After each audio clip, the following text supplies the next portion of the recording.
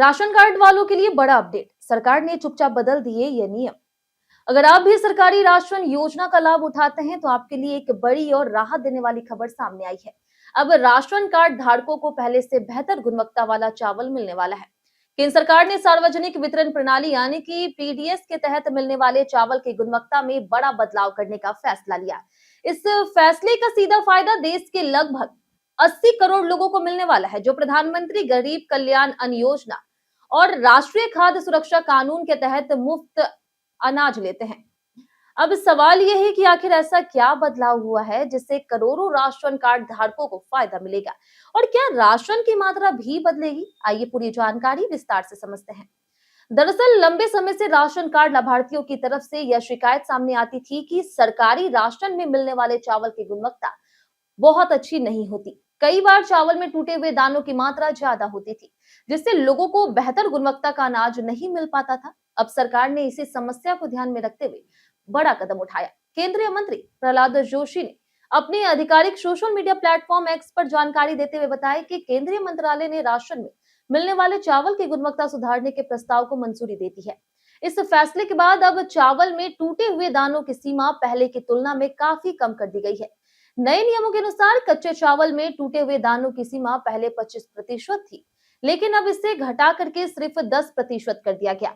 वहीं आधे उबले हुए चावल यानी कि परबॉइल्ड राइस में टूटे हुए दानों की सीमा पहले 16% थी और अब 5% कर दी गई है।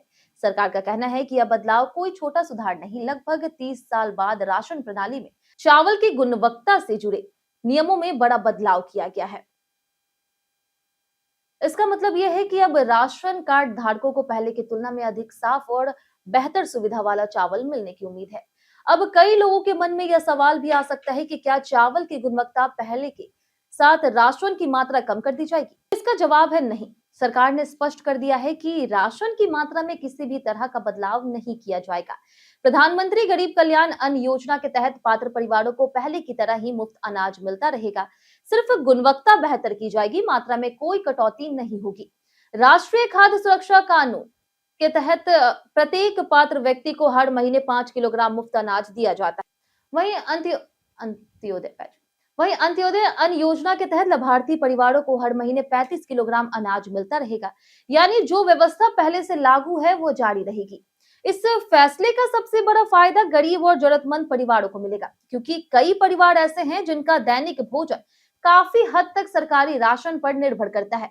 ऐसे में यदि उन्हें बेहतर गुणवत्ता का चावल मिलता है तो इसका सीधा असर उनके भोजन और जीवन स्तर पर पड़ेगा। सरकार के अनुसार इस फैसले का उद्देश्य सिर्फ राशन वितरण करना नहीं, बल्कि लोगों तक बेहतर और सम्मानजनक गुणवत्ता वाला खाद्यान्न पहुंचाना है। आने वाले समय में अगर इस तरह के और सुधार किए जाते हैं तो राशन प्रणाली और अधिक मजबूत और लाभदायक बन सकती है।